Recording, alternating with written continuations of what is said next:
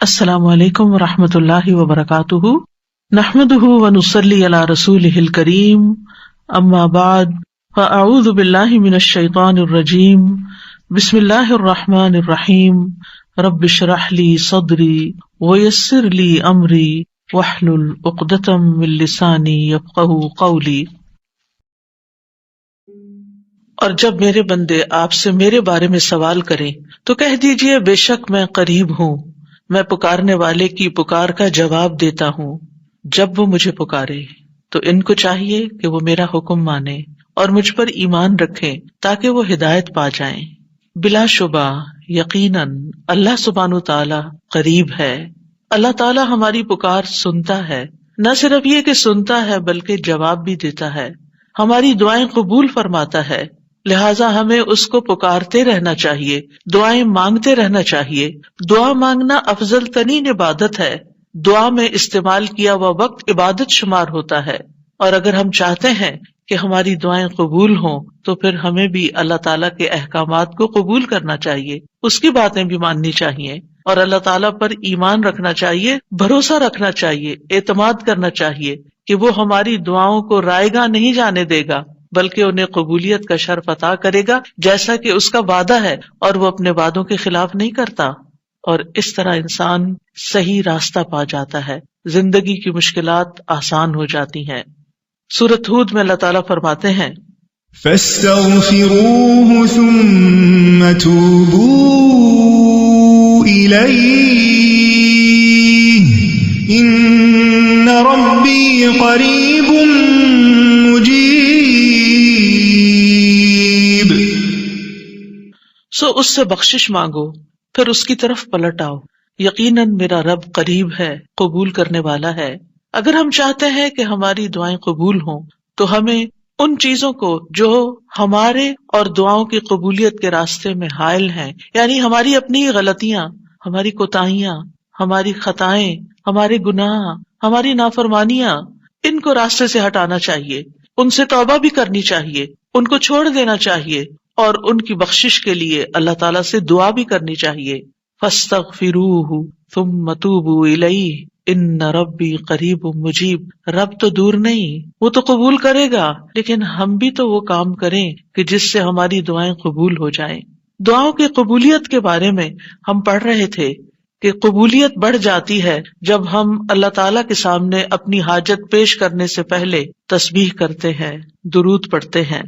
جب ہم درود پڑھ لیتے ہیں تو پھر اللہ سبحانہ تعالیٰ ہم سے راضی ہوتا ہے۔ ارشاد باری تعالیٰ ہے ان اللہ وملائکتہ یصلون علی النبی یا ایہا الذین آمنوا صلوا علیہ وسلموا تسلیما۔ ابن مسعود کہتے ہیں جب کوئی آدمی اللہ سے سوال کرنے کا ارادہ کرے تو پہلے وہ اللہ کی ایسی حمد و ثنا بیان کرے جو اس کے لائق ہے، پھر نبی صلی اللہ علیہ وسلم پر درود بھیجے، اس کے بعد دعا کرے۔ اس طرح کرنے سے ممکن ہوگا کہ وہ کامیاب ہو جائے، یعنی اپنی مطلوبہ چیز کو پا لے، اس کی دعا قبول ہو جائے۔ حضرت علی رضی اللہ عنہ کہتے ہیں ہر دعا روک دی جاتی ہے یہاں تک کہ محمد صلی اللہ علیہ وسلم پر درود پڑھا جائے۔ یہ ان کے احساسات ہیں اور وہ سمجھتے ہیں کہ یہ درود ہی دعاؤں کو آگے بڑھانے والا ہے۔ مناوی کہتے ہیں کل دعاء محجوب، یعنی ہر دعا سے قبولیت روک دی جاتی ہے یہاں تک کہ دعا کرنے والا نبی صلی اللہ علیہ وسلم پر درود پڑھتا ہے، یعنی دعا اللہ کی طرف نہیں اٹھتی یہاں تک کہ اس کے ساتھ نبی صلی اللہ علیہ وسلم پر درود کو نہ ملایا جائے، کیونکہ درود دعا کی قبولیت کا وسیلہ ہے۔ ہم نے دعا کی اہمیت اور آداب میں پڑھا تھا کہ کچھ وسیلے ایسے ہیں جو جائز ہیں اور کچھ وسیلے ایسے ہیں جو درست نہیں ہیں۔ تو جائز وسیلوں میں سے ایک وسیلہ کیا ہے کہ ہم درود پڑھیں تاکہ ہماری دعا آگے بڑھے۔ دعا میں درود کی وجہ سے اللہ سبحانہ تعالیٰ ہماری ساری ضروریات کے لیے کافی ہو جاتا ہے۔ صحیح الترغیب والترہیب میں آتا ہے ایک شخص نے عرض کیا اے اللہ کے رسول صلی اللہ علیہ وسلم، کیا میں اپنی دعا کا تہائی یعنی 1/3 حصہ آپ پر درود پڑھنے کے لیے مقرر کر دوں؟ آپ نے فرمایا ہاں اگر تم چاہو تو۔ اس نے کہا 2/3 2/3؟ آپ نے فرمایا ہاں اگر تم چاہو۔ اس نے کہا اگر میں ساری دعا درود کے لیے مقرر کر دوں تو رسول اللہ صلی اللہ علیہ وسلم نے فرمایا پھر تو اللہ تمہاری دنیا اور آخرت کے غم و فکر کے لیے تمہیں کافی ہو جائے گا۔ اس کا یہ مطلب نہیں ہے کہ ہم پھر کوئی دعا مانگے ہی نہ، اس کا مطلب یہ ہے کہ زیادہ سے زیادہ درود پڑھیں، یعنی دعائیں تو ہم مخصوص وقت میں پڑھتے ہیں یا پھر جب کوئی ضرورت پیش آتی ہے، لیکن درود ہم ہر وقت پڑھ سکتے ہیں، یعنی ہماری روزانہ کی جو روٹین ہے، چلتے پھرتے اٹھتے بیٹھتے، کیونکہ کچھ لوگوں نے اس کے ساتھ بھی بڑی پابندیاں عائد کی ہوئی ہیں کہ بغیر وضو کے درود نہ پڑھا جائے، سر پہ دوپٹے کے بغیر درود نہ پڑھا جائے، راستے میں کہیں درود نہ پڑھے، ایسا کچھ نہیں ہے۔ دعا ہو، ذکر ہو، درود ہو، وضو کے ساتھ، وضو کے بغیر، راستے میں، سوتے جاگتے اٹھتے بیٹھتے، ہر جگہ پڑھ سکتے ہیں۔ صرف یہ ہے کہ نماز جو ہے وہ وضو کے بغیر نہیں ہوتی، وہ پوری طرح سطر ڈھانکے بغیر نہیں ہوتی۔ آپ لمبی سے لمبی نماز پڑھ رہے ہیں لیکن آپ نے ایسا دوپٹہ اوڑا ہوا ہے کہ آپ کے بال جھلک رہے ہیں تو آپ کی نماز نہیں ہوگی، آپ کی محنت ضائع ہو جائے گی۔ لیکن درود شریف کے وقت اگر آپ کام کر رہے ہیں، مثلاً کھانا پکا رہے ہیں اور آپ نے دوپٹہ اتار کے ایک طرف رکھا ہوا ہے کہ بار بار وہ بیچ میں اٹک رہا ہے تو کوئی حرج نہیں، سر ننگا بھی ہے تو درود شریف پڑھ سکتے ہیں۔ تو درود شریف پڑھتے رہنے سے انسان کے سارے مسائل حل ہو جاتے ہیں، خاص طور پر اگر آپ کے دل پر بوجھ ہے، غم ہے، پریشانی ہے تو درود ان چیزوں کو دور کرنے والا ہے، ان کا ازالہ کرنے والا ہے۔ یہ دنیا اور آخرت کی خیر کو جمع کرنے والا ہے، کیونکہ اللہ تعالیٰ جس کو غم اور فکر میں کافی ہو جائے تو ایسا شخص دنیا اور آخرت دونوں کی پریشانیوں سے نکل جائے گا، کیونکہ نبی صلی اللہ علیہ وسلم نے درود کی فضیلت کیا بتائی کہ پھر اللہ تعالیٰ اس کو دنیا اور آخرت کے ہم و غم کے لیے کافی ہو جائے گا، یعنی پھر سارے معاملات آپ کے اللہ کے سپرد ہو جائیں گے۔ یعنی اذن یکفیک اللہ ما اہمک، تمہاری دینی، دنیاوی، اخروی معاملات، ہر چیز میں جو پریشانیاں ہیں انشاءاللہ وہ دور ہو جائیں گی۔ اس کی وجہ کیا ہے؟ اس کی وجہ یہ ہے کہ انسان اللہ سبحانہ تعالیٰ کی طرف متوجہ ہوتا ہے اور ایک محسن کے احسانات کو یاد کرتا ہے، یعنی جیسے شکر نعمتوں کو بڑھاتا ہے نا، لَإِن شَكَرْتُمْ لَأَزِيدَنَّكُمْ، اگر تم نے شکر ادا کیا تو میں تمہیں کیا کروں گا؟ اور نعمتیں دوں گا۔ درود شریف کیا ہے؟ اگر آپ غور کریں تو درود کیا ہے؟ درود دراصل نبی صلی اللہ علیہ وسلم کے ہم پر جو احسانات ہیں کہ آپ نے ہمیں ایمان سے روشناس کیا، قرآن سے روشناس کیا، حکمت سے روشناس کیا اور ہماری خاطر دعائیں کی، بے شمار احسانات ہیں نا آپ صلی اللہ علیہ وسلم۔ آج ہم آپ کو کیا بدلہ دے سکتے ہیں؟ کس شکل میں بدلہ دے سکتے ہیں؟ ہم آپ کے لیے کیا کر سکتے ہیں؟ اب ہمارے والدین ہمارے ساتھ احسان کرتے ہیں تو ہم ان کی خدمت کرتے ہیں، ہم ان کو کچھ پکا کے دے دیتے ہیں، ہم ان کو کچھ کھلا دیتے ہیں، ہم ان کو کچھ گفٹ دے دیتے ہیں، یعنی مختلف طریقے سے ماں باپ کو خوش کرنے کی کوشش کرتے ہیں، چاہے انہیں ضرورت ہو یا نہ ہو۔ ہم سب ایسے ہی کرتے ہیں نا، یعنی ہم یہ تھوڑی دیکھتے ہیں کہ ان کو اس وقت ہمارے لاڈ پیار کی ضرورت ہے یا نہیں ہے، وہ دکھی ہے، پریشان ہے یا نہیں ہے۔ ہم اپنی محبت کا اظہار کسی نہ کسی شکل میں کرتے رہتے ہیں۔ وہ فوت ہو جاتے ہیں تو پھر کیا کرتے ہیں؟ پھر ان کو وزٹ نہیں کر سکتے، ان کو دیکھ نہیں سکتے، ان کو کچھ دے نہیں سکتے، انہیں کچھ کھلا پلا نہیں سکتے، پھر ہم ان کے لیے بس صرف دعائیں کرتے ہیں یا صدقہ خیرات کر دیتے ہیں۔ یہی چیزیں ان کو فائدہ دیتی ہیں۔ نبی صلی اللہ علیہ وسلم کے احسانات ہم پر سب انسانوں سے زیادہ ہیں، ہمارے ماں باپ سے بھی زیادہ ہیں ہم پر۔ اگر ہم سیرہ پڑھیں اور دیکھیں کہ آپ نے کتنے دکھ اٹھائے، کتنے غم اٹھائے، کتنی پریشانیوں سے گزرے تو حیران ہو جاتا ہے انسان کہ اتنی بھی سچی خیرخواہی کسی انسان کے اندر ہو سکتی۔ النبی اولی بالمؤمنین من انفسہم، نبی تو تم سے بھی زیادہ تمہارے لیے مہربان ہے، یعنی ہم اپنی جانوں کے بارے میں اتنے فکر مند نہیں ہوتے، ہم اپنے آپ کو خود جہنم کی آگ سے بچانے کے لیے وہ فکر نہیں کرتے جتنی فکر ہمارے نبی صلی اللہ علیہ وسلم نے ہمارے لیے کی۔ تو ان کے احسانات کا بدلہ کیسے دیں گے ہم ان کے لیے کیا کریں گے؟ ہم ان کے لیے درود پڑھیں گے۔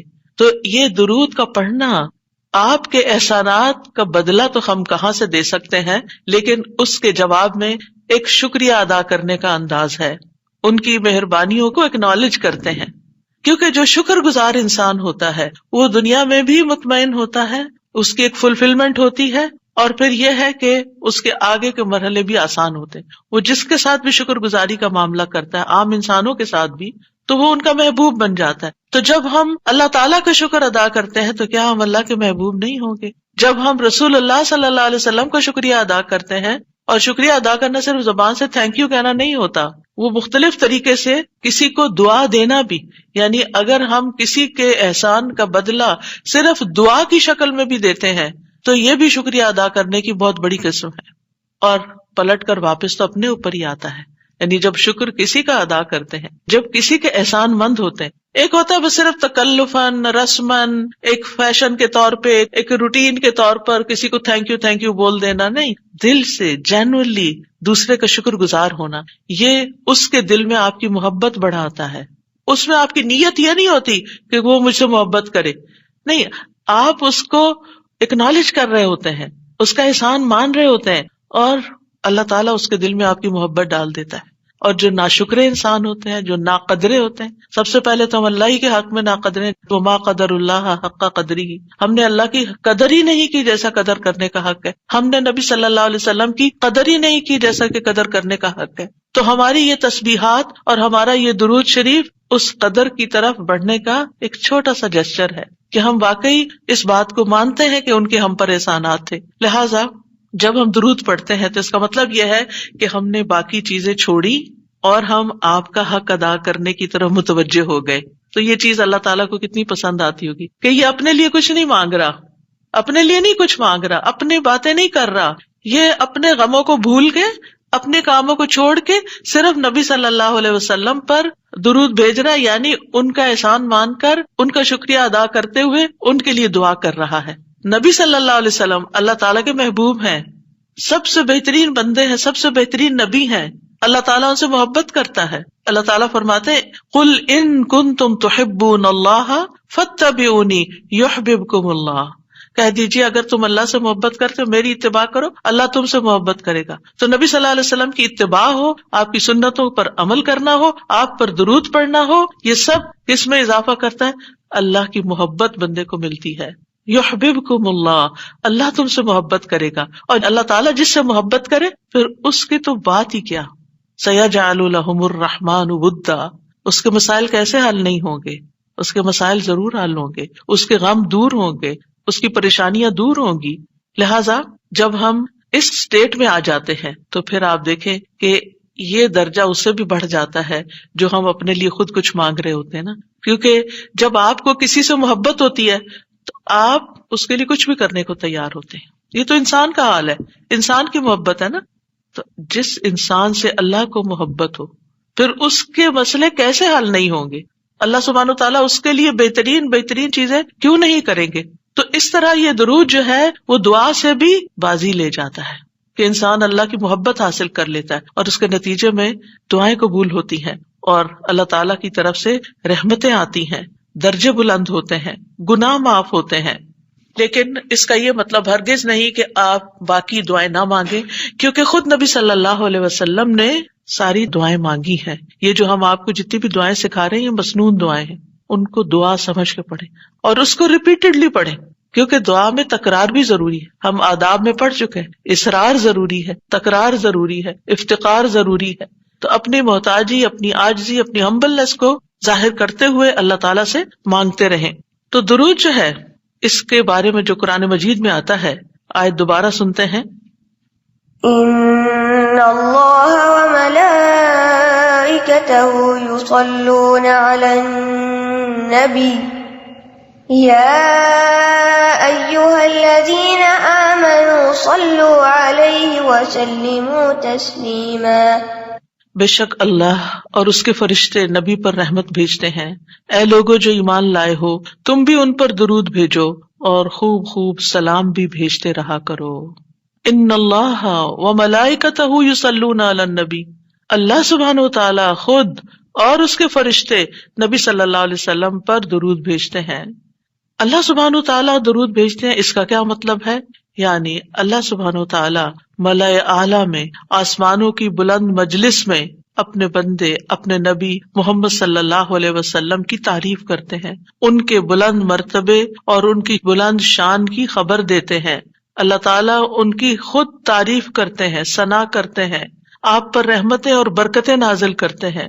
اور فرشتے بھی درود بھیجتے ہیں، جیسے فرشتے تسبیح کرتے ہیں نا، اور جیسے کائنات کی باقی چیزیں سب اللہ کی حمد و ثنا کرتے ہیں، تو نبی صلی اللہ علیہ وسلم پر بھی فرشتے درود بھیجتے ہیں. اور ان کا درود بھیجنا کیا ہے کہ آپ کے لیے رحمت اور مغفرت اور بلندی درجات کی دعا. یعنی ایک تو فرشتے ایمان والوں کے لیے دعا کرتے ہیں، دوسرا یہ کہ فرشتے نبی صلی اللہ علیہ وسلم کے لیے خاص دعائیں کرتے ہیں. تو اگر اللہ تعالیٰ ان پہ درود بھیجتا ہے، ان پہ رحمتیں نازل کرتا ہے، فرشتے درود بھیجتے ہیں، تو پھر اہل ایمان کو کیا کرنا چاہیے؟ پہلے اللہ تعالیٰ اور فرشتوں کی بات کی گئی تاکہ ہمارے اندر بھی شوق پیدا ہو کہ ہم بھی درود بھیجیں. یا ایھا الذین آمنوا صلوا علیہ وسلموا تسلیما، اے ایمان والو تم بھی آپ پر خوب خوب درود اور سلام بھیجو، صلاۃ و سلام بھیجو. یعنی پہلے آسمان والوں کی خبر دی گئی کہ فرشتے ایسا کر رہے ہیں، پھر زمین والوں کو حکم دیا جا رہا ہے کہ تم بھی ایسا کرو. قرطبی کہتے ہیں اس آیت کے ذریعے اللہ نے اپنے رسول کو آپ کی زندگی میں، یعنی رسول اللہ صلی اللہ علیہ وسلم کی زندگی میں اور آپ کی وفات کے بعد آپ کو شرف و مرتبہ بخشا ہے، اور آپ کے مقام اور مرتبے کو بیان کیا ہے کہ آپ کا کیا مقام ہے، تاکہ ہم ایمان والے اس مقام کو سمجھیں. تو دوسرے لفظوں میں آپ صلی اللہ علیہ وسلم کے لیے اوپر کے جہان اور نیچے کے جہان میں تعریفیں ہوتی ہیں. یعنی ہم بھی آپ کی تعریف کرتے ہیں اور فرشتے بھی آپ کی تعریف کرتے ہیں، ہم بھی آپ کے لیے دعائیں کرتے ہیں، فرشتے بھی آپ کے لیے دعائیں کرتے ہیں. اور اللہ سبحانہ تعالیٰ ملائے اعلیٰ میں مقرب فرشتوں کے پاس اپنے نبی کی تعریف کرتے ہیں. آپ دیکھیں کہ دنیا میں طرح طرح کی مجالس ہوتی ہیں نا، کچھ مجالس بڑی خاص ہوتی ہیں، خاص خاص لوگ صرف انوائٹیڈ ہوتے، ہر کوئی نہیں وہاں جا سکتا. آسمانوں میں بھی خاص مجالس، اللہ سبحانہ تعالیٰ کے جو خاص مقرب فرشتے ہیں جنہیں وہ حکم دیا گیا تھا کہ آدم کو سجدہ کرو، جن کے سامنے اللہ تعالیٰ نے یہ بات رکھی تھی کہ میں آدم کو پیدا کرنے جا رہا ہوں. یہ گیدرنگ جو ہے اس کو ملائے اعلیٰ کہتے ہیں. ملا کہتے ہیں سرداروں کو، اور اعلیٰ کہتے ہیں بلند بلند سردار. تو یہ ایلیٹ کلاس ہے فرشتوں کی کہ جس کے سامنے اللہ سبحانہ تعالیٰ نے حضرت آدم کی پیدائش کی بات کی تھی اور پھر اس کے بعد سجدے کا حکم دیا گیا تھا. تو مقرب فرشتوں کے درمیان یا ان کے پاس اللہ سبحانہ تعالیٰ نبی صلی اللہ علیہ وسلم کی تعریف کرتے ہیں. ذرا سوچئے، امیجن کیجئے فرشتوں کی مجلس. ویسے تو کوئی فرشتہ اللہ کی نافرمانی نہیں کرتا، ہر فرشتہ اطاعت گزار ہے، ہر فرشتہ اللہ کی بات مانتا. یفعلون ما یؤمرون، لپکتے ہیں، دوڑتے ہیں، بھاگتے ہیں، تیز بھاگتے ہیں ایک دوسرے سے. فالسابقات سبقا، ایک دوسرے سے سبقت لے جاتے ہیں اللہ کا حکم ماننے میں. یعنی فرشتوں کا یہ حال ہے. لیکن ان کی کیٹیگریز ہیں. سورۃ فاطر کے شروع میں کیا آتا ہے؟ جاعل الملائکۃ رسلا اولی اجنحۃ مثنی وثلاث ورباع ویزید فی الخلق ما یشاء. 2 پروں والے فرشتے بھی ہیں، 3 والے بھی ہیں، 4 والے بھی ہیں، اور پھر اللہ جتنی چاہتا ہے بڑھا دیتا ہے. جبریل علیہ السلام کے تو 600 پر ہیں. سوچئے کیا کیفیت ہوگی ان کی. اور پھر جو حاملین عرش فرشتے ہیں، ان کے کندھے سے لے کے یہاں کان کی لو تک 700 سال کا فاصلہ ہے. اتنا عرصہ کوئی سفر کرتا رہے. اب آپ خود سوچیں کہ اتنے بڑے فرشتے ہیں وہ، ان کے سامنے اللہ سبحانہ وتعالی محمد صلی اللہ علیہ وسلم کی تعریف فرماتے ہیں. آپ کے مقام کا اندازہ کریں. کیا ہم نے قدر کی اپنے نبی کی؟ ہم کیا درود پڑھتے ہیں، ہم کیا تعریف کرتے ہیں، ہم کتنا جانتے ہیں آپ کو، ہم آپ کی سنت کو کیا سمجھتے ہیں. حدیث، یہ تو حدیث ہے، یہ قرآن تو نہیں ہے. استغفر اللہ. آپ نے دین کے مختلف چیزوں میں فرق کر دیا جس کو خود رسول اللہ صلی اللہ علیہ وسلم دے کر گئے تھے. آپ کس راہ پہ چل پڑے؟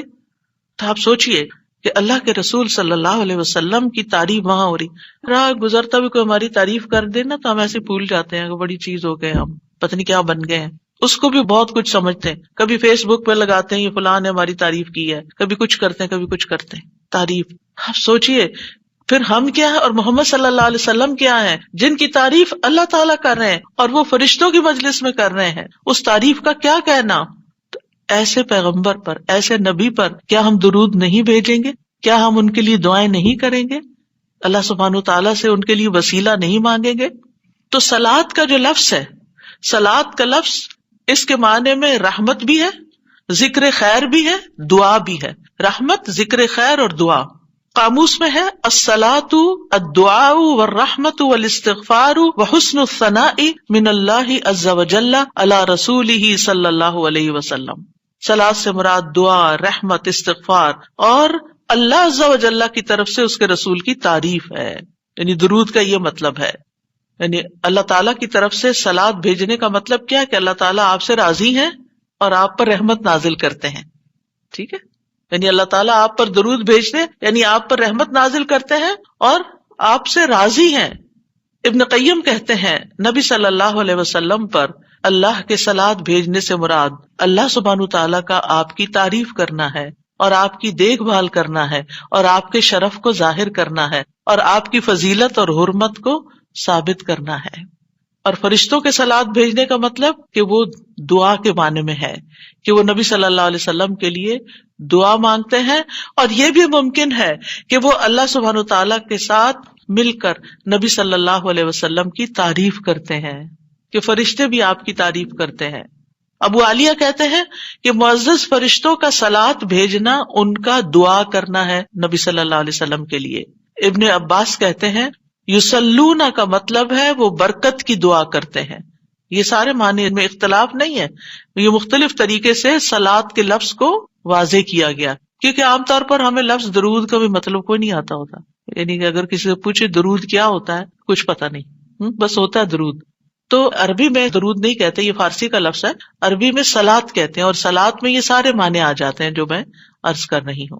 اور امت کو کیا حکم ہے کہ وہ آپ کے لیے دعا بھی کریں اور آپ کے حکم کی تعظیم بھی کریں. آپ کے حکم کو جو نبی صلی اللہ علیہ وسلم کا حکم ہے اس کو سب کے حکم پر فوقیت دیں، اس کو بڑا سمجھیں. ایک طرف ماں باپ کا حکم، ایک طرف رسول اللہ صلی اللہ علیہ وسلم کا حکم. اگرچہ اللہ سبحانہ تعالیٰ نے ہمیں ماں باپ کے ساتھ احسان کا حکم دیا ہے، ان کی بات ماننے کے لیے بھی کہا ہے، لیکن ان کے مقابلے میں اگر رسول اللہ صلی اللہ علیہ وسلم آ جاتے ہیں تو پھر ہمیں رسول اللہ صلی اللہ علیہ وسلم کی بات کو فوقیت دینی ہے، ترجیح دینی ہے، اہمیت دینی ہے. کیونکہ وہ شخص مومن ہی نہیں ہو سکتا جس کو نبی صلی اللہ علیہ وسلم اس کے والدین، اولاد اور سب انسانوں سے زیادہ محبوب نہ ہو جائیں. یہ ایمان کا کرائیٹیریا ہے.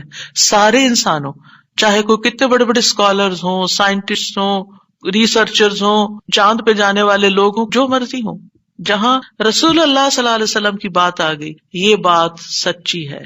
صدق اللہ و رسولہ، اللہ اور اس کے رسول نے سچ کہا ہے. صحیح اوتھینٹک حدیث سامنے آ گئی ہے، ایسا ہی کرنا چاہیے.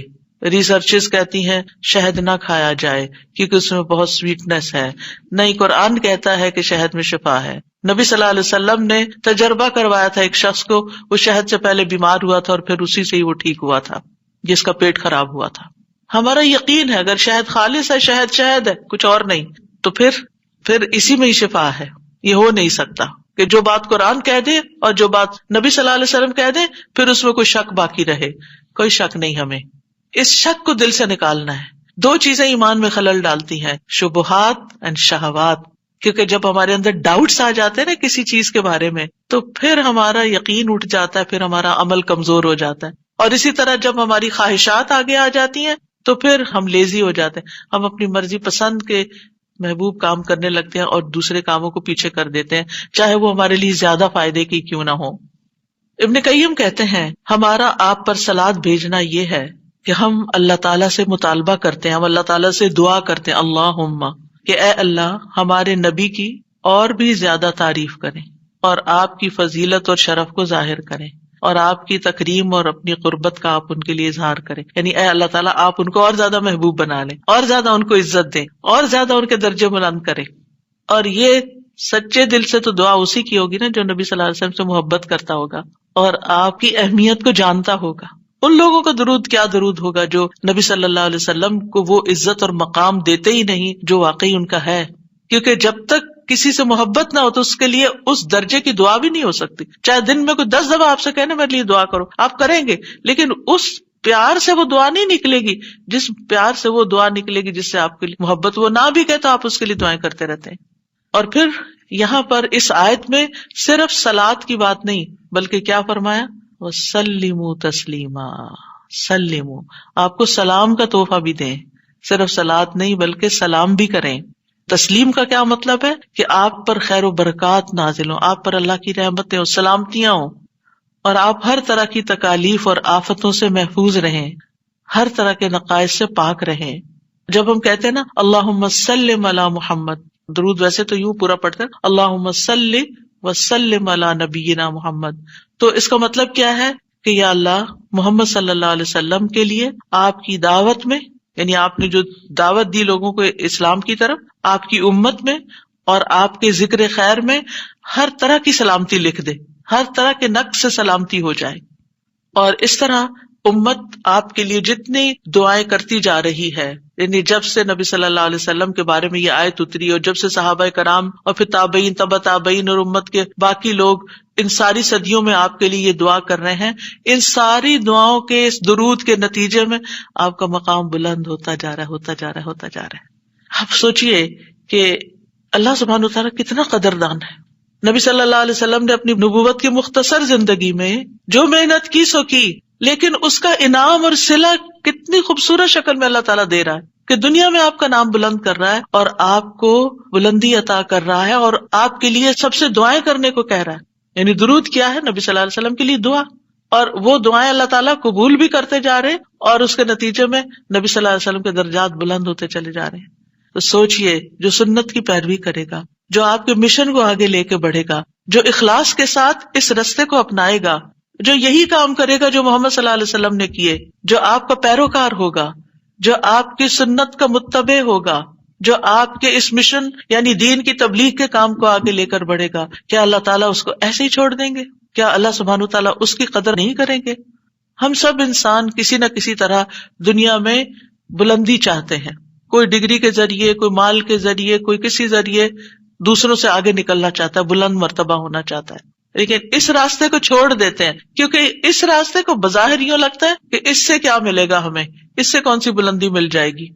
اور اس طرح ہم نبی صلی اللہ علیہ وسلم کے طریقہ کار کو چھوڑ کر اور طریقوں کو اختیار کرنے لگتے ہیں. ہم سمجھتے ہیں شاید اس میں زیادہ خیر ہے یا اس سے ہمیں زیادہ بھلائی یا کوئی بڑائی مل جائے گی. نہیں، اصل بات یہ ہے کہ ہمیں جو عزت یہ دین دے سکتا ہے، جو مرتبوں کی بلندی، جو اللہ کی رحمتیں، جو خیر اور لازوال نعمتیں جنہیں کبھی ختم نہیں ہونا، جو اس راستے سے مل سکتی ہیں، وہ دنیا میں کوئی اور راستہ ہے ہی نہیں ان سب نعمتوں کو پانے کا. پھر بھی ہم اپنے دین کو حقیر سمجھتے ہیں اور دین کی خدمت کو فارغ وقت کا کام سمجھتے ہیں اور پورے خوشی اور محبت اور خلوص کے ساتھ یہ کام نہیں کرنا چاہتے. ہمیں ضرورت رہتی ہے کہ کوئی اور آئے، دھکا سٹارٹ کرے اور پھر ہم آگے بڑھیں، کوئی ہمیں موٹیویٹ کرے تو پھر ہم کچھ کریں. ہم خود سے کچھ کرنے والے نہیں. ہم کس بات کے انتظار میں ہیں؟ اصل مشکل یہ کہ ہمارے یقین میں کمی ہے، تو اس یقین کو بڑھانے کی ضرورت ہے. تو اللہ سبحانہ وتعالیٰ اپنے فرشتوں کے بعد ایمان والوں کو حکم دیتا ہے کہ اے مومنو، تم تو زیادہ حقدار ہو کہ نبی پر درود و سلام بھیجو، کیونکہ تمہیں ان کی رسالت سے جو برکتیں حاصل ہوئی ہیں، جو فیض حاصل ہوا ہے، وہ فرشتوں کو تو نہیں ہوا نا. فرشتے تو پہلے سے اللہ کی عبادت کرے.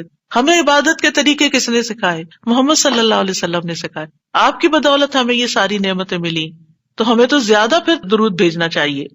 تو صلو علیہ وسلموا تسلیما. تو آپ کا حق اور آپ کی عزت اور آپ کی قدردانی صرف یہ نہیں کہ ہم آپ کی شان میں کوئی گستاخی نہ کریں یا کوئی گستاخی کرے تو اس کے پیچھے پڑ جائیں. آپ کا مقام اس سے زیادہ کا متقاضی ہے کہ آپ پر درود و سلام بھیجا جائے.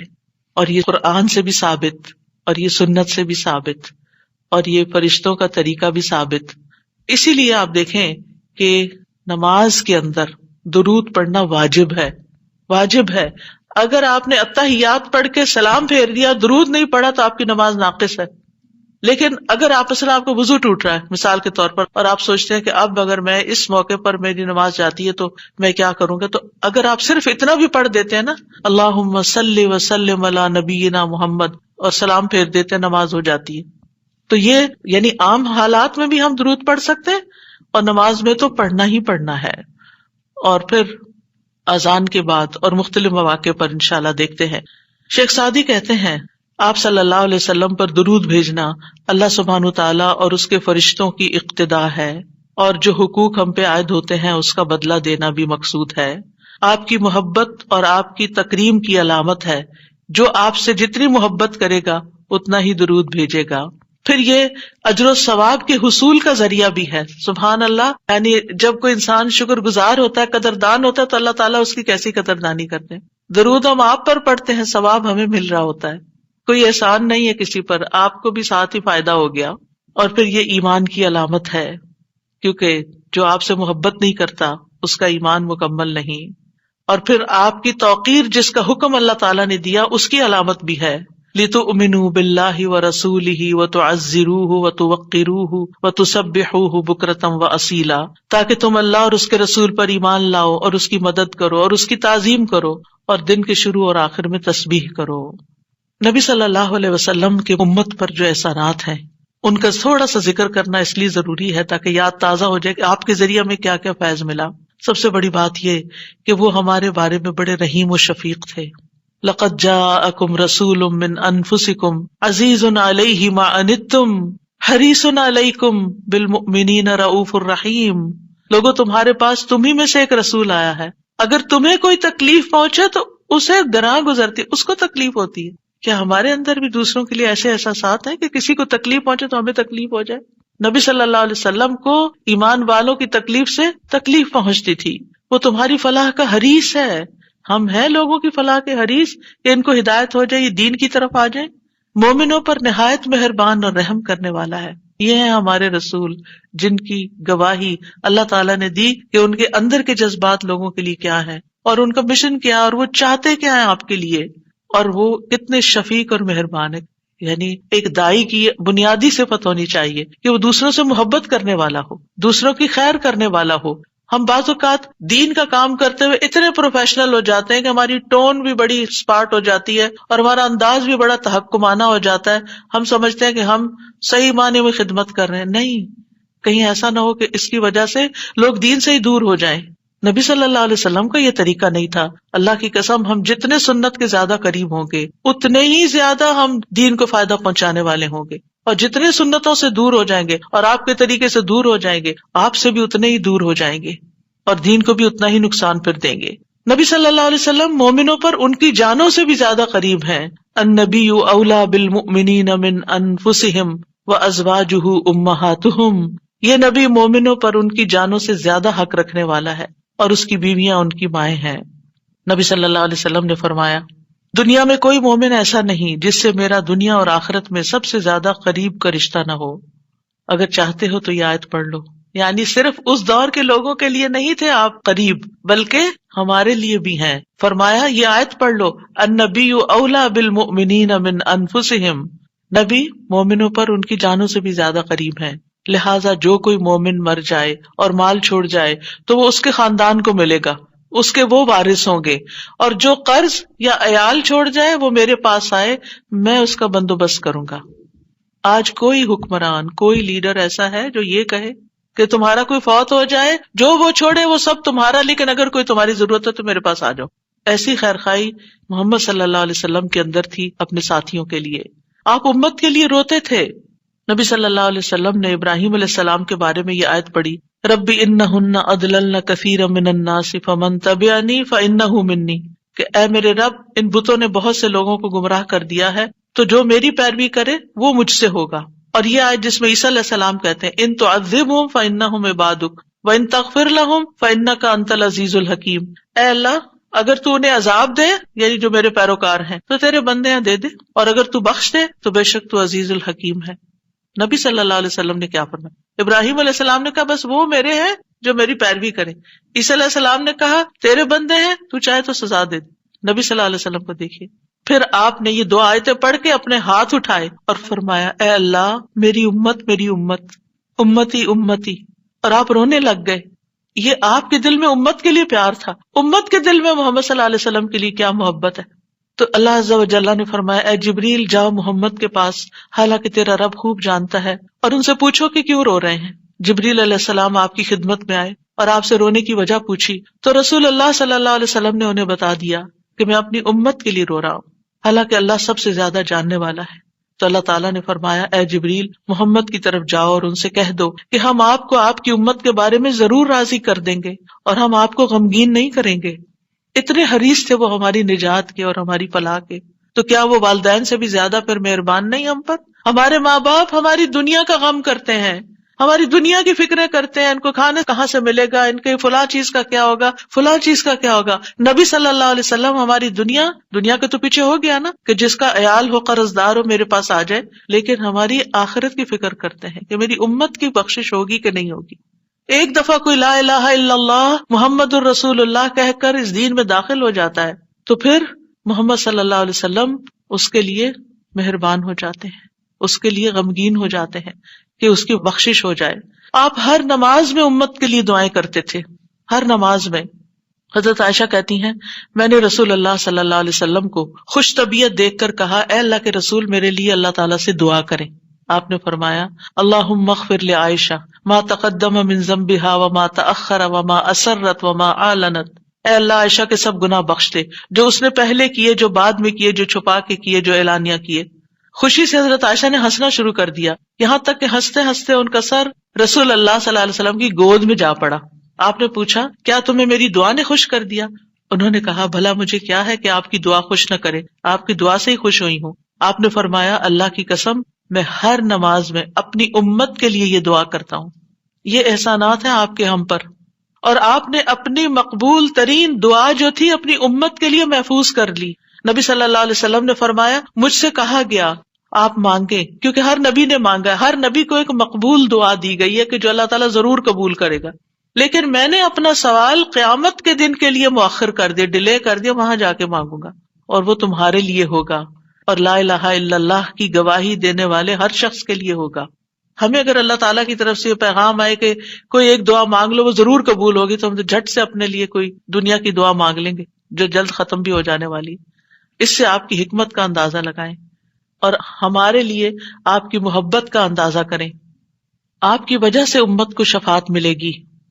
نبی صلی اللہ علیہ وسلم نے فرمایا مجھے 5 چیزیں ایسی دی گئیں جو مجھ سے پہلے کسی کو نہیں دی گئی. ان میں سے ایک مجھے شفاعت عطا کی گئی، یعنی نبی صلی اللہ علیہ وسلم کو شفاعت کا حق دیا گیا. نبی صلی اللہ علیہ وسلم امت کی شفاعت کی خاطر تمام رات فکر مند رہے. ابو ذر کہتے ہیں ایک مرتبہ رسول اللہ صلی اللہ علیہ وسلم نے نماز شروع کی اور ساری رات صبح تک ایک ہی آیت رکوع اور سجود میں پڑھتے رہے کہ اللہ اگر تو انہیں عذاب میں مبتلا کر دے تو یہ تیرے بندے ہیں، اور اگر تو انہیں معاف کر دے تو تو بڑا غالب حکمت والا ہے. جب صبح ہوئی تو میں نے عرض کیا یا رسول اللہ آپ ساری رات صبح تک رکوع اور سجود میں ایک ہی آیت پڑھتے رہے. آپ دیکھیے کہ وہ جو سوال اکثر آتا ہے نا کہ سجدے میں قرآنی دعا پڑھ سکتے ہیں یا نہیں، اس کا یہ جواب ہے، ٹھیک ہے، کہ قرآنی آیت جو دعا کی شکل میں ہو وہ پڑھ سکتے ہیں. آپ صلی اللہ علیہ وسلم نے فرمایا میں اپنے رب سے اپنی امت کے لیے سفارش کا حق مانگ رہا تھا. یہ دعا کر کے امت کے لیے سفارش کا حق مانگ رہا تھا جو اللہ نے مجھے عطا کر دیا، اور انشاءاللہ یہ ہر اس شخص کو نصیب ہوگی جو اللہ کے ساتھ کسی کو شریک نہیں ٹھہراتا، شرک نہیں کرتا. ابن عباس کہتے ہیں رسول اللہ صلی اللہ علیہ وسلم نے فرمایا اللہ نے میرے لیے میری امت کی غلطی اور بھول چوک اور جس پر ان کو مجبور کر دیا جائے اس سے درگزر فرمایا ہے، اور یہ بھی آپ کا ایک احسان ہے ہم پر. نبی صلی اللہ علیہ وسلم نے اپنی امت کو مشقت میں نہیں ڈالا، بس وہ کام سکھائے جو وہ کر سکتے تھے آسانی سے. آپ صلی اللہ علیہ وسلم نے فرمایا اگر میری امت پر مشقت نہ ہوتی تو میں انہیں ہر نماز کے وقت وضو کرنے کا حکم دیتا، یعنی چاہے وضو ہوتا پھر بھی دوبارہ حکم دیتا، لیکن اگر وضو ہے تو دوبارہ نہ بھی کرو. یہ آسانی دی آپ نے. آپ اپنی امتیوں کو آگ سے بچانے کی شدید حرص رکھتے تھے. نبی صلی اللہ علیہ وسلم نے ایک مرتبہ فرمایا میری مثال اور لوگوں کی مثال اس شخص کی طرح ہے جس نے آگ روشن کی، جب اس کے چاروں طرف روشنی پھیل گئی تو پروانے اور کیڑے مکوڑے جو آگ پہ گرتے ہیں اس میں گرنے لگے. وہ آدمی ان کو آگ سے دور کرتا ہے لیکن وہ اس کے قابو میں نہیں آتے بلکہ آگ میں داخل ہو جاتے ہیں. اسی طرح میں تمہاری کمروں سے پکڑ پکڑ کر تمہیں آگ سے روکتا ہوں اور تم اس میں گرتے جاتے ہو، یعنی میں تمہیں روکتا ہوں کہ وہ غلط کام نہیں کرو کہ جو آگ کی طرف لے جانے والے ہیں، اور تم رک نہیں رہے. اسی طرح آپ صلی اللہ علیہ وسلم نے اپنے بعد آنے والے امتیوں کے لیے بھی محبت کا اظہار کیا ہے. حدیث میں آتا ہے آپ نے فرمایا کاش میں اپنے بھائیوں سے مل پاتا. نبی صلی اللہ علیہ وسلم کے صحابہ نے عرض کیا کیا ہم آپ کے بھائی نہیں؟ آپ نے فرمایا تم میرے صحابہ ہو. میرے بھائی وہ لوگ ہیں جو مجھ پر ایمان لائے ہوں گے لیکن میری زیارت نہ کر سکے ہوں گے، یعنی آپ کے بعد دنیا میں آئے ہیں. پھر یہ ہے کہ درود شریف پڑھنے کے فائدے کیا ہیں. یہ تو تھا کہ آپ کے احسانات ہیں ہم پر، لہٰذا ہمیں انسان ہونے کی حیثیت سے ہمارے اوپر لازم ہے کہ احسان کا بدلہ چکائیں اور ہم آپ پر درود پڑھیں. لیکن ویسے فائدے کیا ہیں؟ ایک بار درود بھیجنے پر 10 رحمتیں ملتی ہیں. صحیح مسلم کی روایت میں آتا ہے. سنن نسائی میں آتا ہے جو شخص مجھ پر 1 مرتبہ درود بھیجے گا اللہ اس پر 10 مرتبہ رحمتیں نازل کرے گا، اس کے 10 گناہ معاف ہوں گے، اس کے 10 درجات بلند ہوں گے. ایک اور روایت میں آتا ہے جو شخص میری امت میں مجھ پر اخلاص سے دل سے 1 بار درود پڑھے گا تو اللہ اس وجہ سے اس پر 10 رحمتیں بھیجے گا، اور اس کی وجہ سے اس کے 10 درجے بلند فرمائے گا، اس کے لیے 10 نیکیاں لکھے گا، 10 گناہ معاف فرما دے گا، فائدے ہی فائدے، برکتیں ملیں گی۔ آپ نے فرمایا مجھ پر درود بھیجا کرو، کیونکہ مجھ پر درود بھیجنا تمہارے لیے باعث برکت ہے، اور میرے لیے اللہ سے وسیلہ کا بھی سوال کیا کرو۔ یعنی جو شخص درود بھیجتا ہے برکت اس پر آتی ہے، انسان کی ذات میں، عمل میں، عمر میں برکتیں آتی ہیں۔ امام ابن قیم نبی صلی اللہ علیہ وسلم کی ذات پر درود بھیجنے کے بارے میں کہتے ہیں، یہ درود بھیجنے والے شخص کی اپنی ذات کے لیے، اس کے عمل، اس کی عمر میں برکت کا سبب ہے، اس کی مصلحتوں اور ضرورتوں کے اسباب میں سے ہے، کیونکہ درود بھیجنے والا اپنے رب سے دعا کر رہا ہوتا ہے کہ اللہ آپ پر اور آپ کی آل پر برکت نازل کرے۔ تو جب ہم آل پر برکت کی بات کرتے ہیں تو ہم خود بھی بیچ میں سب آ جاتے ہیں، اور یہ دعا قبول ہو جاتی ہے، اسی لیے بدلہ بھی اسی کی جنس سے ہوگا۔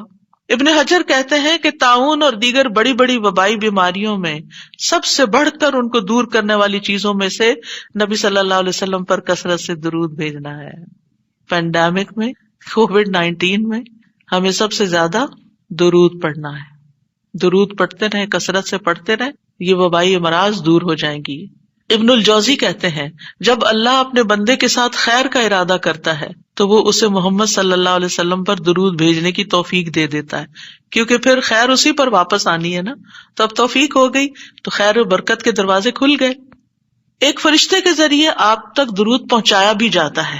رسول اللہ صلی اللہ علیہ وسلم نے فرمایا جو شخص ایک بار مجھ پر درود بھیجے گا اللہ اس پر 10 رحمتیں نازل کرے گا، اس پر ایک فرشتہ مقرر ہے، یعنی اس کام پر جو وہ مجھ تک پہنچاتا رہتا ہے۔ ہر جگہ سے درود پہنچا دیا جاتا ہے، یعنی ضروری نہیں کہ روزے کے پاس جا کے ہی آپ درود پڑھیں، اور اگر روزے پہ جانا نصیب نہیں ہو تو بعض لوگ بہت اپسیٹ ہو جاتے ہیں کہ ہم مدینہ گئے ہیں روزے پہ نہیں جا سکے۔ کوئی بات ہے، ہم مدینہ میں تو ہے نا، شکر کریں۔ ہم شکر کرنا بھول جاتے ہیں، اور ہم وہ چیز جو نہیں ملی ساری اپنی ایفرٹ انرجی ادھر لگا دیتے ہیں اور اپنا وقت ضائع کر دیتے ہیں۔ کیونکہ میں یہ بات اس لیے کر رہی ہوں کہ رمضان میں بھی بہت سے لوگ عمرے پہ جائیں گے، اور آپ کو لیٹسٹ ریسٹرکشنز کا پتہ ہے کہ جب تک روزے کی بکنگ نہ ملے آپ وہاں نہیں جا سکتے۔ اب بعض لوگ اس پہ پریشان ہو کے بیٹھ جاتے ہیں، تو پریشان نہ ہو آپ۔ اس وقت اگر دل میں تنگی تکلیف آئے تو کہ یا اللہ قیامت کے دن مجھے اتنا دور نہ کرنا آپ سے، آج یہاں پہنچ کے بھی میں دور ہوں، قریب نہیں جا پا رہی، تو کہیں ایسا نہ ہو کہ قیامت کے دن دور ہو جاؤں۔ یہ سبق سیکھنے کی یہ بات، یعنی اچھے برے حالات تھے، لوگ ایک ایک عمرے میں کئی دفعہ جا رہے ہوتے تھے، لیکن اب پہنچ کر بھی نہیں پہنچ پاتے۔ تو نعمتیں تو کبھی بھی جا سکتی ہیں انسان سے، جب نعمت جائے نا، محرومی ہو تو یہ سوچے کہ اللہ آخرت میں محروم نہ کرنا، دنیا میں ایک چیز لے لی وہاں نہ لینا، کیونکہ وہ محرومی اصل محرومی ہے۔ تو ایسے میں آپ دیکھیں کہ اگر آپ 20 میٹر دور بیٹھ کے بھی دروشی پڑھ رہے ہیں نا، مدینہ کے اندر پڑھ رہے ہیں، مکہ میں پڑھ رہے ہیں، کینیڈا میں پڑھ رہے ہیں، یہاں سے بھی آپ کا درود پہنچا دیا جاتا ہے۔ اللہ تعالیٰ کے ایسے لشکر ہیں، ایسے فرشتے ہیں، سیکنڈز میں آپ کی بات کہاں سے کہاں چلی جاتی ہے۔ کیا یہ امیزنگ نہیں؟ اللہ تعالیٰ عرش پر ہوتے ہوئے جس کی بلندیوں کا ہم اندازہ بھی نہیں کر سکتے، یہاں ہماری باتیں سن رہے ہیں۔ اللہ تعالیٰ کے لیے کوئی چیز مشکل نہیں، وہ السمیع البصیر ہے۔ رسول اللہ صلی اللہ علیہ وسلم نے فرمایا تم کہیں بھی ہو مجھ پر درود بھیجو، کیونکہ تمہارا درود مجھ تک پہنچ جاتا ہے۔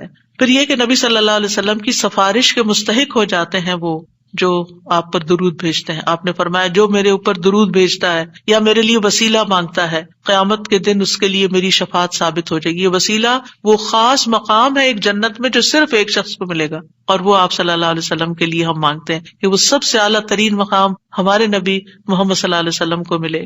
درود نہ پڑھنے والا بخیل ہے۔ آپ نے فرمایا جس کے سامنے میرا ذکر ہو اور وہ مجھ پر درود نہ بھیجے وہ بخیل ہے۔ درود نہ پڑھنے والے کے لیے دوری اور رسوائی ہے۔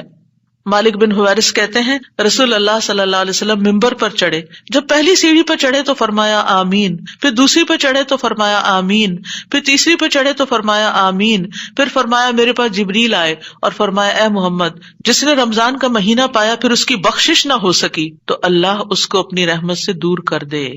میں نے کہا آمین۔ جبریل نے بد دعا کی، پھر فرمایا جس نے اپنے دونوں والدین میں سے ایک کو یا دونوں کو پایا اور آگ میں داخل ہو گیا، یعنی ان کی خدمت نہیں کی، ان کو راضی نہیں کیا، اللہ اس کو اپنی رحمت سے دور کرے۔ میں نے کہا آمین۔ دعا جبریل مانگ رہے ہیں اور آمین محمد صلی اللہ علیہ وسلم کہہ رہے ہیں۔ فرمایا جس کے سامنے آپ کا ذکر آیا اور اس نے آپ پر درود نہیں پڑھا اللہ اس کو اپنی رحمت سے دور کر دے. کہیے آمین. میں نے کہا آمین. ایک اور روایت میں آتا ہے وہ شخص رسوا ہوا جس کے سامنے آپ کا ذکر آیا اور اس نے آپ پر درود نہیں پڑھا. میں نے کہا آمین. تو دل ہی دل میں صلی اللہ علیہ وسلم پڑھ لینا چاہیے. اور اگر ایک مجلس میں کئی دفعہ آپ کا ذکر آ رہا ہے تو پورا لمبا درود شریف نہیں، یعنی مختصر بھی پڑھ سکتے ہیں. انس بن مالک کہتے ہیں نبی صلی اللہ علیہ وسلم نے فرمایا جس کے پاس میرا ذکر کیا جائے وہ ضرور مجھ پر درود بھیجے اور فوراً پڑھنا چاہیے. صالح کہتے ہیں اگر تاخیر کرے گا تو مذمت ہوگی، یعنی پسندیدہ نہیں. اسی طرح آپ کا نام لکھتے وقت یعنی محمد لکھتے وقت ساتھ صلی اللہ علیہ وسلم لکھنا چاہیے. یہ آپ کی تعظیم کے تقاضوں میں سے ہے. سفیان ثوری کہتے ہیں اگر حدیث کے پڑھنے والے کو کوئی اور فائدہ نہ بھی ہو تو اس کو یہ فائدہ ضرور حاصل ہوتا ہے کہ وہ رسول اللہ صلی اللہ علیہ وسلم پر درود بھیجتا ہے. جب تک وہ حدیث کی کتاب پڑھتا رہتا ہے اس پر اللہ کی رحمت نازل ہوتی رہتی. اگر آپ بخاری کی کلاس میں بیٹھے ہوئے ہیں اور بار بار درود آ رہا ہے، اگر آپ کو حدیثیں نہیں بھی سمجھ آ رہی تب بھی آپ پر رحمت آ رہی ہے. پھر اذان کے بعد نبی صلی اللہ علیہ وسلم نے فرمایا جب تم مؤذن کو سنو تو اسی طرح کہو جیسے وہ کہتا ہے، پھر مجھ پہ درود بھیجو، کیونکہ جو مجھ پر ایک دفعہ درود بھیجتا ہے اللہ تعالیٰ اس کے بدلے میں اس پر 10 رحمتیں نازل فرماتا ہے. پھر مسجد میں داخل ہوتے وقت نبی صلی اللہ علیہ وسلم جب مسجد میں داخل ہوتے تو پہلے درود و سلام پڑھتے تھے، پھر یہ پڑھتے اللہم اغفر لی ذنوبی وافتح لی ابواب رحمتک. اگر ایک سٹینڈی بنوا کے سامنے رکھ دی جائے نا اللہم صلی وسلم علی نبینا محمد اور اس کے نیچے یہ والی دعا لکھ کے، تو اس سے کیا ہوگا کہ جو بھی داخل ہوگا نظر پڑے گی تو ریمائنڈر ہو جائے گا. پھر ہر نماز کے پہلے اور آخری تشہد میں درود شریف پڑھنا، یعنی آپ صلی اللہ علیہ وسلم پہلے میں بھی پڑھتے تھے، تو اگر پہلے میں پڑھ لیا جائے کبھی تو سجدہ صاحب کرنے کی نہیں ضرورت. پھر اسی طرح یہ کہ صفا مروہ کی سعی کرتے وقت وہاں پر جب آپ چکر لگا رہے ہوتے ہیں تو ساتھ ساتھ درود بھی پڑھتے جائیں، یعنی دعائیں کرنے کے علاوہ. یعنی عام طور پہ ہم صرف اور مختصر اذکار یا دعاؤں پہ زیادہ رکھتے ہیں، درود بھول جاتے ہیں. اور خصوصاً جب ہم صفا کے پاس کھڑے ہوں، حضرت عمر کہتے ہیں کہ جب تم آؤ تو بیت اللہ کے ساتھ چکر لگاؤ اور پھر مقام ابراہیم پہ 2 رکعت پڑھو، پھر صفا کے پاس آؤ، کھڑے ہو جاؤ، بیت اللہ نظر آئے، 7 بار اللہ اکبر کہو، ہر 2 تکبیروں کے درمیان اللہ کی حمد و ثنا کرو اور درود بھی بھیجو، اپنے لیے دعا مانگو، اور مروہ پہاڑی پر بھی ایسا ہی کرو. پھر جمعہ کے دن اور رات نبی صلی اللہ علیہ وسلم نے فرمایا جمعہ کے دن اور رات کو کثرت سے مجھ پر درود بھیجو، بس جو آدمی ایک دفعہ درود بھیجے گا اللہ اس پر 10 رحمتیں نازل کرے گا. نماز جنازہ کی دوسری تکبیر کے بعد قنوت نازلہ پڑھتے وقت دعا کے شروع، آغاز اور اختتام پر مجالس میں، یعنی جس مجلس میں آپ بیٹھیں چاہے دنیا کی مجلس ہے تو اس میں بھی بیٹھے بیٹھے درود پڑھیں. نبی صلی اللہ علیہ وسلم نے فرمایا جو لوگ کسی جگہ پر مجلس کریں، بیٹھے ہیں باتیں کر رہے ہیں لیکن نہ اس میں اللہ کا ذکر کریں نہ اپنے نبی پر درود بھیجیں تو وہ ان کے لیے نقصان کا باعث ہوگی. پھر اگر اللہ چاہے تو انہیں عذاب دے، اگر چاہے تو انہیں بخش دے. تو اس لیے درود وہاں بھی ضروری ہے. اور ایک اور روایت میں آتا ہے کہ قیامت کے دن ایسی مجلس ان کے لیے حسرت کا باعث ہوگی، اگرچہ وہ اپنے اجر و ثواب کی بنا پہ جنت میں داخل بھی ہو جائیں لیکن انہیں اس مجلس پہ حسرت ہوگا ہم وہاں بیٹھے تھے اور ہم نے ایک دفعہ بھی درود نہیں پڑھا. نبی صلی اللہ علیہ وسلم کے علاوہ دیگر انبیاء پر بھی درود پڑھا جا سکتا ہے. آپ نے فرمایا اللہ کے نبیوں اور رسولوں پر درود بھیجو، اس لیے کہ اللہ نے انہیں بھی میری طرح مبعوث کیا تھا. اور بعض احادیث سے یہ پتہ چلتا ہے کہ جب آپ نبیوں کا تذکرہ کرتے تو ان کے ساتھ صلی اللہ علیہ وسلم کہتے تھے. اسی لیے آپ نے دیکھا کہ فقہ القلوب کی کتاب کے اندر دیگر انبیاء موسیٰ صلی اللہ علیہ وسلم لکھا ہوتا ہے. ہم حیران ہوتے ہیں کہ یہ کیوں؟ تو یہ بھی سنت سے ثابت ہے، کیونکہ نبی صلی اللہ علیہ وسلم نے جب انبیاء کا ذکر کیا اذهبوا الى ابراہیم صلی اللہ علیہ وسلم فیاتون موسیٰ صلی اللہ علیہ وسلم اذهبوا الى عیسیٰ صلی اللہ علیہ وسلم، یعنی آپ جب یہ حدیث بیان کر رہے تھے تو نبیوں کے نام کے ساتھ یہ پڑھ رہے تھے. پھر یہ بھی ہے کہ صرف سنت سے ثابت شدہ درود پڑھنا چاہیے، یعنی من گڑت درود پڑھنے کی بجائے جو مسنون درود ہیں وہ پڑھنے چاہیے. ایک پیمفلٹ بھی تھا درود کا، ایک ہم نے کارڈ بنایا تھا، اس میں سارے ورژنز ہوں گے، ورنہ قرآنی اور مسنون دعاؤں کے شروع میں بھی 2-3 ورژنز موجود ہیں. تو اب میں بتا بھی دیتی ہوں. ایک درود ہے اللہم صلی علی محمد وعلی آل محمد، اے اللہ محمد اور آل محمد پر رحمت نازل فرما. یعنی جو ہم نے پیچھے وضاحت پڑھی کہ محمد صلی اللہ علیہ وسلم پر اللہ تعالیٰ اپنی رحمت نازل فرمائے اور آپ کی آل پر بھی رحمت نازل فرمائے. دوسرا ہے اللہم صلی علی محمد النبی الامی وعلی آل محمد، یہ بھی آپ پڑھ سکتے ہیں. مختلف اوقات میں مختلف پڑھ لیں. پھر نماز میں اللہم صلی علی محمد وعلی آل محمد کما صلیت علی ابراہیم وعلی آل ابراہیم انک حمید مجید اللہم بارک علی محمد وعلی آل محمد کما بارکت علی ابراہیم وعلی آل ابراہیم انک حمید مجید. عبد الرحمن بن ابی لیلہ کہتے ہیں ایک مرتبہ کعب بن عجرہ مجھ سے ملے تو انہوں نے کہا میں تمہیں حدیث کا ایک تحفہ نہ دوں جو میں نے نبی صلی اللہ علیہ وسلم سے سنا تھا. میں نے عرض کیا جی ہاں مجھے یہ تحفہ ضرور عنایت کیجیے. انہوں نے کہا ہم نے رسول اللہ صلی اللہ علیہ وسلم سے سوال کیا بس ہم نے کہا ہے اللہ کے رسول آپ کے اہل بیت پر کس طرح درود بھیجیں, یعنی صرف آپ پر نہیں بلکہ آپ کے گھر والوں پر بھی, اہل بیت پر بھی. بے شک اللہ نے آپ پر سلام بھیجنے کا طریقہ تو ہمیں سکھا دیا ہے. تو اس پر آپ نے فرمایا یوں کہا کرو اللہم صلی علی محمد وعلی آل محمد کما صلیت علی ابراہیم وعلی آل ابراہیم انک حمید مجید اللہم بارک علی محمد وعلی آل محمد کما بارکت علی ابراہیم وعلی آل ابراہیم انک حمید مجید.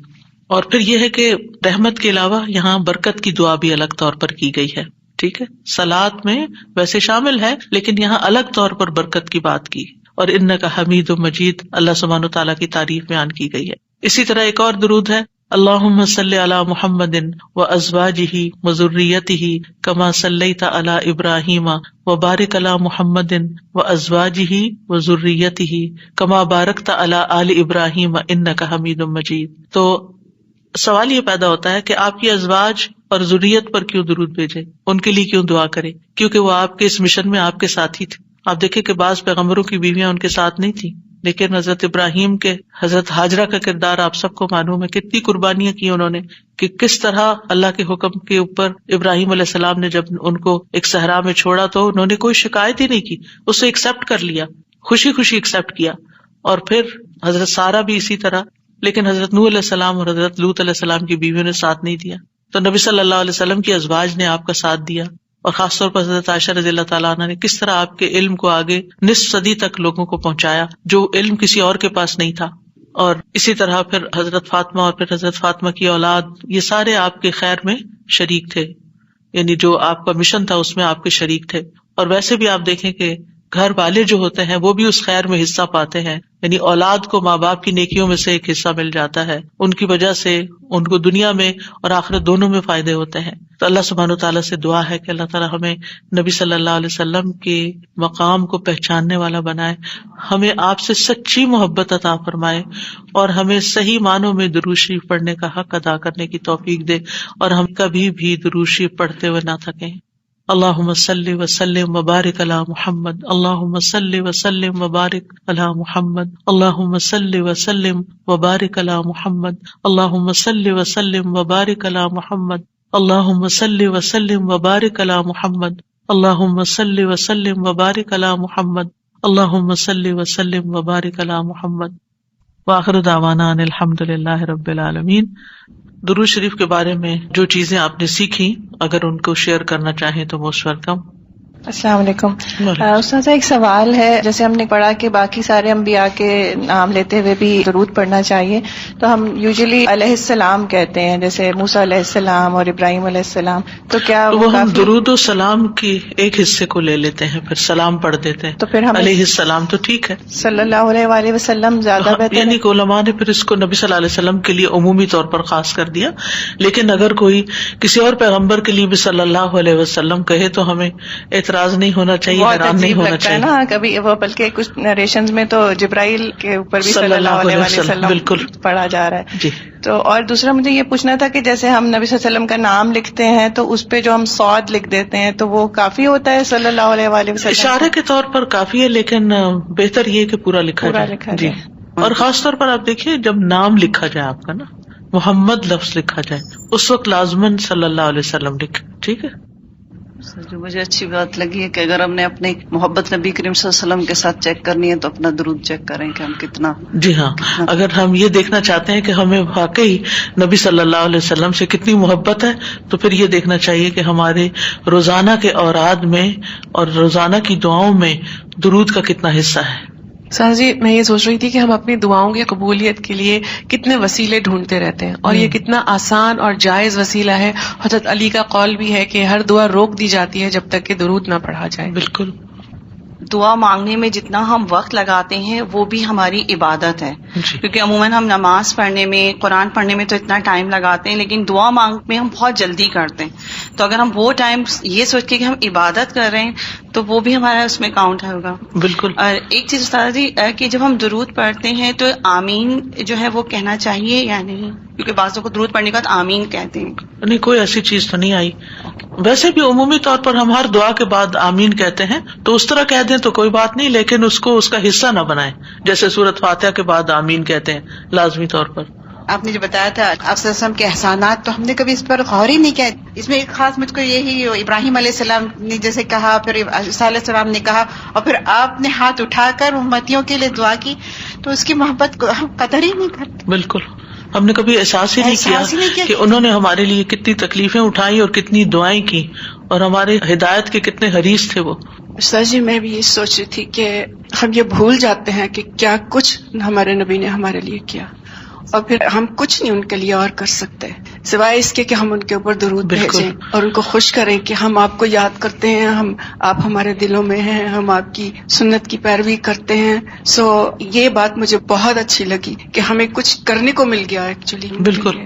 سازا جی میں سوچ رہی تھی کہ جب آپ نے بتایا کہ نبی کریم صلی اللہ علیہ وسلم اپنی امت کے لیے فلاح کے حریص تھے کہ میری امت بس فلاح پا جائے، تو ہمیں ان کے حریص ہونا چاہیے کہ ان کا وسیلہ مل جائے اور ان کو درود شریف بھیجتے رہیں. تو ہمیں ان کا حریص ہونے کے لیے کثرت سے درود انشاءاللہ. بالکل.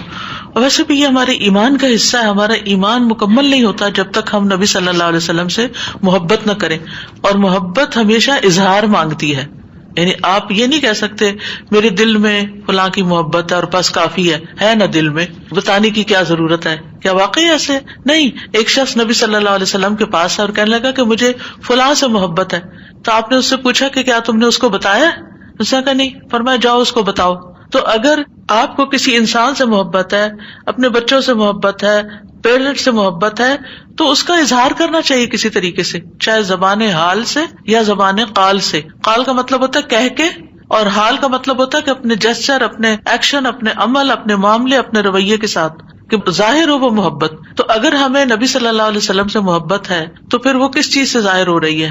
نہ ہم سنت کی پیروی کریں، نہ ہم درود شریف پڑھیں، نہ ان کے طریقے پسند کریں، اس کے مقابلے میں ہم دوسروں کے ایٹیکیٹس اور ان کے دیے ہوئے مینرز اور ان چیزوں کو زیادہ امپورٹنس دیں، اور ہم کسی اور کلچر کو ڈپکٹ کریں، تو پھر محبت تو اسی کلچر سے ہے نا جس کا ہم اظہار کر رہے ہیں اپنے عمل سے. تو نبی صلی اللہ علیہ وسلم سے اگر محبت ہے تو پھر سنت کی پیروی بھی کرنی ہوگی اور درود بھی پڑھنا ہوگا. میں یہ سوچ رہی تھی درود جب پڑھا تو دل کے اندر جذب اور کیفیت آپ سے محبت جو آ رہی تھی، اس کے ساتھ ساتھ میں یہ سوچ رہی تھی کہ اللہ تعالیٰ کا ہمارے اوپر کتنا بڑا احسان ہے کہ اللہ تعالیٰ جو کام خود کرتے ہیں اور وہ فرشتوں کو کرنے کو کہتے ہیں، اور اس کے اندر ہمیں بھی اللہ تعالیٰ نے حکم دیا کہ تم بھی شامل ہو جاؤ اس کے اندر. تو کتنا بڑا ایک اعزاز ہے کہ جو اللہ سبحانہ تعالیٰ نے ہمیں دیا، اور وہ اتنے خوبصورت الفاظ کی صورت میں ہمیں سکھایا، اور ہم اسے پڑھتے ہیں اور پھر درجے بلند ہوتے ہیں، ثواب اور وہ سب چیزیں الگ بات ہے، لیکن اس سے مجھے بہت خوشی ہو رہی تھی پڑھتے. الحمدللہ. میں ایک اور بات سوچ رہی تھی، کل بھی اسے بہت غور کر رہی تھی کہ بہت ضروری ہے کہ ہم سب سیرہ کو اسٹڈی کریں اور سنہ کو بھی اسٹڈی کیا کریں اور امپلیمنٹ کیا کریں جو بھی ہم کر سکتے ہیں اپنے حالات کے مطابق، کیونکہ یہ کر کے ہم زیادہ قریب ہو سکتے ہیں، سنہ کے قریب ہو کے ہم رسول اللہ صلی اللہ علیہ وسلم کے قریب ہو سکتے ہیں، اور تبھی ہم دین کا کوئی بہترین کام کر سکتے ہیں. بالکل. سبحانک اللہم و بحمدک، اشہد ان لا الہ الا انت، استغفرک و اتوب الیک. السلام علیکم و رحمۃ اللہ وبرکاتہ.